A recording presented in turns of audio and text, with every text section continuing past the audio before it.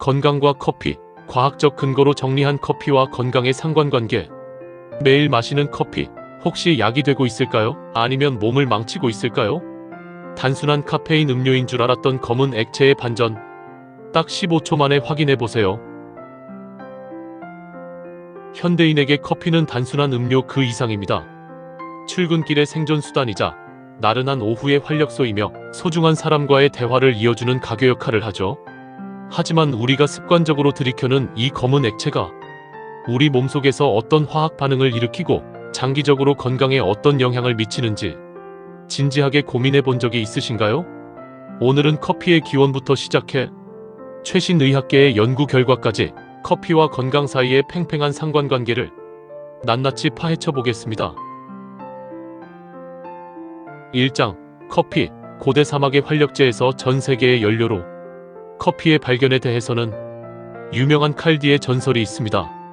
에티오피아의 목동 칼디가 자신이 기르던 염소들이 빨간 열매를 먹고 에너지가 넘쳐 날뛰는 것을 발견한 것이 시초였다는 이야기죠. 초기에는 수행자들의 잠을 쫓는 용도로 쓰였던 커피가 지금은 전 세계에서 물 다음으로 가장 많이 마시는 음료가 되었습니다. 인류가 이토록 오랫동안 커피를 사랑해온 이유는 단순히 맛 때문만은 아닐 것입니다. 우리 몸이 본능적으로 커피가 주는 어떠한 효과를 원했기 때문이죠. 2장. 커피 속의 보물, 단순한 카페인 그 이상. 많은 사람이 커피하면 카페인만을 떠올리지만 사실 커피 생두 안에는 1000가지가 넘는 복합 화합물이 들어있습니다. 그중 건강에 결정적인 역할을 하는 성분들은 다음과 같습니다. 카페인, 집중력 각성 효과, 인지 기능 활성화, 대사 촉진, 도파민 분비를 촉진해서 기분 안정 및 각성감을 유도합니다. 폴리페놀, 항산화 작용, 염증 완화, 혈관 건강 개선, 면역력 보조에 도움을 줍니다. 클로로겐산, 강력한 항산화 물질로 체내 염증을 줄이고 혈당 수치를 조절하는 데 기여합니다. 멜라노이딘, 로스팅 과정에서 형성되는 성분으로 항염증 및 항암 효과가 있다고 알려져 있습니다. 트리고넬린, 뇌신경세포의 재생을 돕고 인지 능력을 개선하는 데 도움을 줍니다.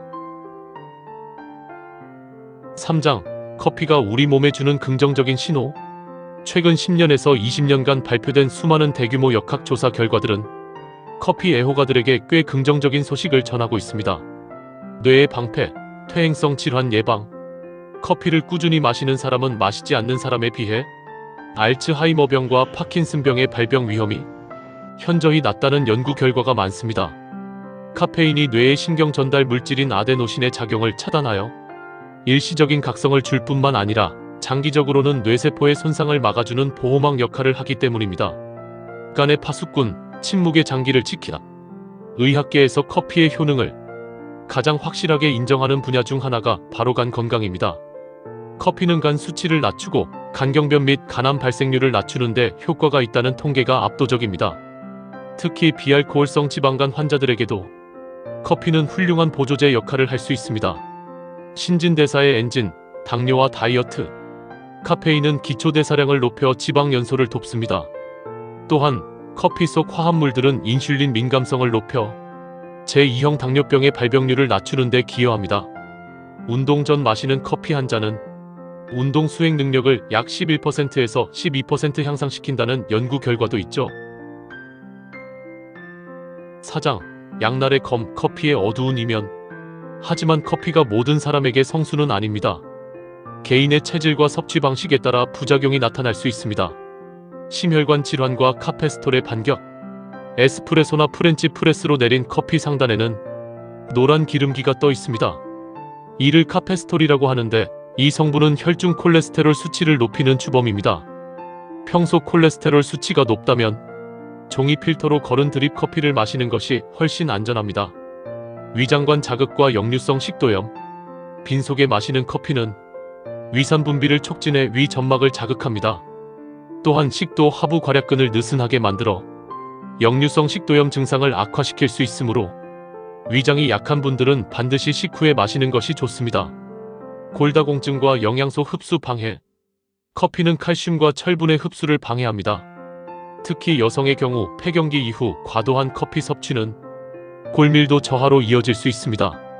식사 직후보다는 1시간 정도 간격을 두고 커피를 마시는 것이 영양소 보존에 유리합니다. 5장. 완벽한 한 잔을 위한 가이드. 어떻게 마실 것인가? 커피의 장점은 극대화하고 단점은 최소화하는 똑똑한 커피 음용법을 정리해드립니다. 첫째, 골든타임을 지켜라. 기상 직후에는 우리 몸에서 천연각성 호르몬인 코르티솔이 분비됩니다. 이때 커피를 마시면 내성이 생기기 쉽습니다. 기상 후 12시간 뒤 혹은 오후 1시 3시 사이가 가장 효과적입니다. 둘째, 첨가물을 경계하라. 커피의 건강 효과를 망치는 주범은 설탕, 시럽, 프리마크리머입니다. 진정한 건강을 원한다면 블랙커피나 소량의 우유만 넣은 라떼를 선택하세요. 셋째, 물 한 잔의 법칙. 커피는 이뇨작용이 강해 체내 수분을 뺐습니다. 커피 한 잔을 마셨다면 같은 양의 물을 추가로 마셔 수분 밸런스를 맞춰주세요.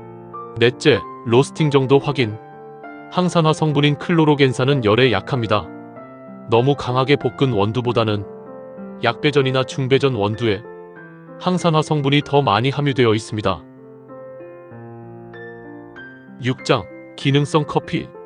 최근 카페에서 단백질 커피, 버터 커피, 콜라겐 커피, 아미노산 커피 등 처음 들어보는 커피를 팔고 있습니다. 이건 무엇일까요? 바리스타에게 물어보니 기능성 커피라고 합니다. 쉽게 말해 커피의 기능을 확장하려는 움직임입니다. 즉, 마시는 건강 보충제 커피 개념입니다. 특히 헬스장 카페, 다이어트 카페, 스포츠센터 카페 등에서 종종 볼 수 있습니다. 저도 얼마 전 카페에 들렀다가 아미노산 커피라는 생소한 이름을 듣게 되었습니다. 바리스타는 일반 커피의 피로 해소나 체력 보충에 도움을 준다고 알려진 아미노산을 넣어 만든 음료라고 합니다. 호기심에 마셔봤는데요. 맛에는 큰 차이가 없는 것 같았습니다. 그런데 흥미로운 사실이 있습니다. 사실 커피 자체에도 이미 아미노산이 들어있다고 합니다. 특히 생두에는 20종 이상의 아미노산이 존재하고 로스팅 과정에서 향 성분을 만드는 데 중요한 역할을 한다고 합니다. 그래서 어떤 커피 연구자들은 커피의 향은 결국 아미노산이 만든다 라고 말하기도 합니다. 정말 대단한 음료죠? 7장. 결론. 나만의 적정량을 찾아서. 미국 식약처가 권고하는 성인 하루 카페인 최대 섭취량은 400mg입니다. 보통 아메리카노 기준 34잔 분량이죠. 하지만 카페인 분해의 능력은 유전적으로 사람마다 천차만별입니다. 어떤 사람은 자기 전에 마셔도 쿨쿨 자고 어떤 사람은 한 모금만 마셔도 심장이 두근거립니다. 결국 중요한 것은 내 몸의 소리에 귀를 기울이는 것입니다. 커피를 마시고 불안감, 손떨림, 불면증이 나타난다면 그것은 몸이 보내는 중단 신호입니다. 커피는 단순한 기호품을 넘어 인류의 역사와 건강을 함께 해온 동반자입니다. 오늘 살펴본 것처럼 커피에는 놀라운 효능과 주의해야 할 점이 공존합니다. 커피 애호가 여러분들도 이제 막연한 걱정보다는 자신의 건강 상태에 맞는 현명한 선택으로 향긋한 커피 한 잔의 행복을 온전히 누리시길 바랍니다. 좋은 커피는 몸이 아니라 삶의 균형을 바꾼다. 여러분은 하루에 커피를 몇 잔이나 드시나요? 혹은 커피를 마셨을 때 나만의 특별한 몸의 변화나 피해야 할 부작용이 있으신가요? 댓글로 여러분의 커피 습관을 함께 공유해주세요. 매일 접하는 일상 속 건강 정보와 재미있는 비하인드 스토리 계속해서 빠르게 받아보고 싶으시다면 구독과 좋아요, 알림 설정까지 잊지 마세요.